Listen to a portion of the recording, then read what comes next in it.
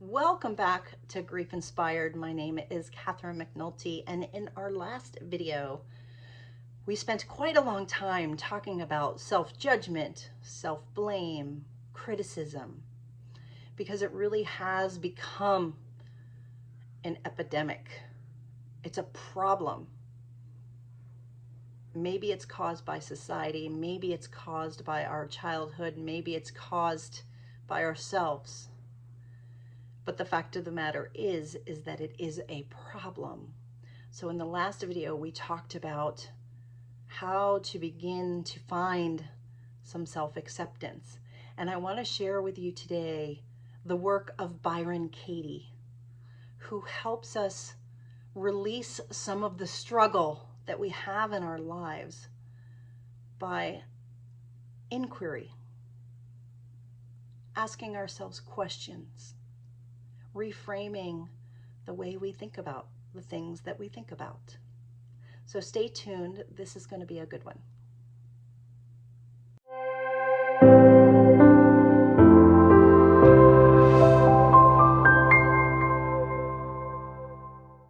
Welcome back. I'm so excited to share with you the work of a woman named Byron Katie.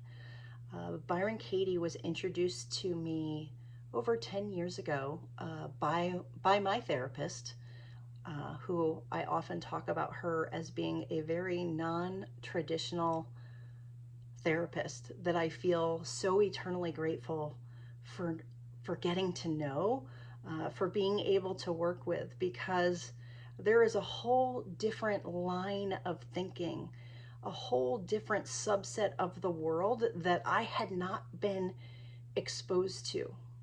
And this is the world of personal development. And Byron Katie is really one of the thought leaders. And what I love about what she does is that for those of us who are highly analytical and want a system, something to follow, we don't want it to be nebulous and confusing. We just want to process and we want to understand it. She has what's called the work. So when you have a problem, when you are struggling and in pain, you can go to the work. And so her website is literally thework.com. She has worksheets that you can download and work through. They're very self-explanatory. So I want to encourage you to go there. So I usually myself go to the work whenever I have something that I cannot emotionally let go. You know, the things where you get angry, you have a emotional reaction to, and you just can't seem to let it go. Somebody wrongs you. Somebody tells you you're not good enough, and you just can't let it go. Somebody says just the right thing to you, and it just gets under your skin. Or maybe it's the guilt that you feel, and you feel like you can't forgive yourself, you can't let go. The work applies to all of these things. And so I want to share it with you because it's another tool. It's educating you and it's giving you a tool. And that's so important to me. So Byron Katie, she's amazing. You can find her all over YouTube. There's videos that explain the work that she does. But what's great about it is there are thoughts that we think. And that's where the work starts. So let's take the phrase, I let my loved one down. I should have done more. And if I did, they would still be alive. When you take that phrase and you go to the work of Byron Katie, there are 4 questions that you need to answer. The first question is it true? I let down my loved one. I should have done more. And if I did, they would still be alive. The first question, is it true? The second question is, can you be absolutely sure that it's true? So in this scenario, what you're assuming is that if you had done something differently, that they would still be alive? And the question there is, can you be absolutely sure that that is true? And again, this work is inquiry. So if that's a question that you have for yourself, if this is something that you say to yourself, I want you to try to answer this question. So that's the first and the second question. The first question is it true? And the second question is, can I be absolutely sure that it's true? So you're supposed to think on those things. Then the third question that she asks is, when I think this thought, what happens? How does it make me feel?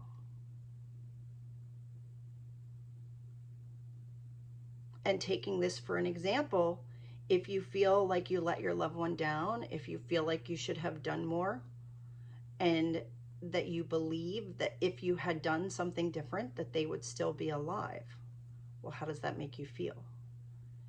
It makes you feel like a horrible loved one. It makes you feel disappointed in yourself. It makes you judge yourself. It makes you blame yourself. It makes you feel guilty. Right? You can continue with this line of inquiry.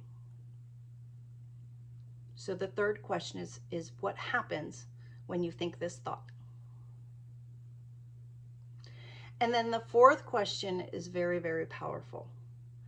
And the question is, who would I be if I didn't think this thought? If I didn't believe this, who would I be?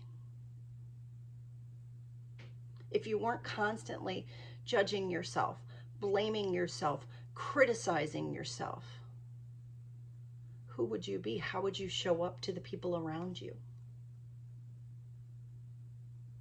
I can answer that question for me, because I often say that, my grief experience has made me a far nicer person, a more compassionate person.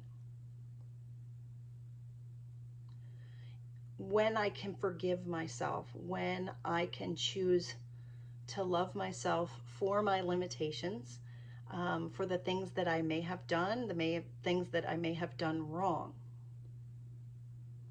I can love myself. I can be okay with who I am. I can treat other people more nicely. I'm not short-tempered. I'm not angry. I'm not depressed. When I can love myself for the things that even the things that I may have done wrong, when I can accept myself for being less than perfect, I show up differently in the world. I am a different person. And that's why I choose to be that person. I choose to forgive myself. I choose to find self-acceptance. So again, those 4 questions, when we think of the phrase, I let my loved one down, I should have done more, and if I did, they would still be alive. Is this true? Can you be absolutely sure that this is true? When I think this thought, how does it make me feel? What happens? And fourth, who would I be without this thought? These are Byron Katie's 4 questions. And they're questions that you're supposed to think on, you're supposed to meditate on, that you're just supposed to spend time in that inquiry and see what comes up with you. I gave you some examples. But I want to encourage you to go to her website called thework.com, download the worksheet, and answer these questions for yourself, or write those 4 questions down and just answer them for yourself. Because I think it will help you find self-acceptance. It will help you alleviate the suffering that you're experiencing. You begin to realize that the suffering, the self-loathing, the self-judgment, the self-criticism, there's good news and there's bad news about it. The good news is we do it to ourselves. The bad news is that we do it to ourselves. But what that means is that we can make a choice. And we can choose to let it go. We can choose to surrender. We can choose to forgive. And when we do that, we can create a new future, a new way of looking at ourselves and the world, a new path to happiness. And that's what I want for all of you. We cannot change that our loved ones are gone.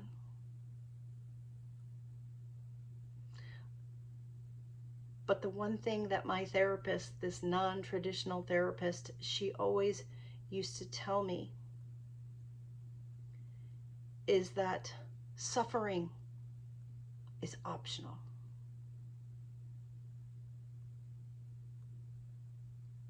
So I want you to think on that. Suffering is optional. We can choose to think differently. We can choose to believe differently. And then we can choose to show up in the world differently. And it can change our lives.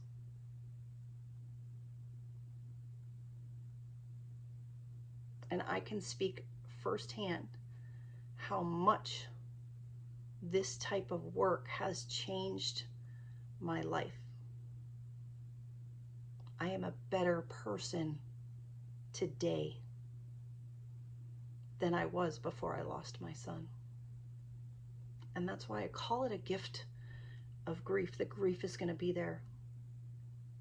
The pain is not something that goes away easily. But there is a difference between experiencing the pain and causing yourself to suffer more. If you want to talk about this more, I want to encourage you to reach out to me at GriefInspired@gmail.com. If you want to learn more about the work, I want to encourage you to jump into my next grief course that starts October 1st. We will work on it there. We will do it together.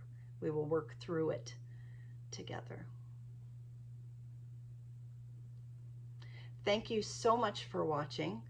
Don't forget to subscribe to my channel. Hit the bell icon to be notified when my videos pop up on Wednesdays and Sundays every single week. I'm so glad that you're here.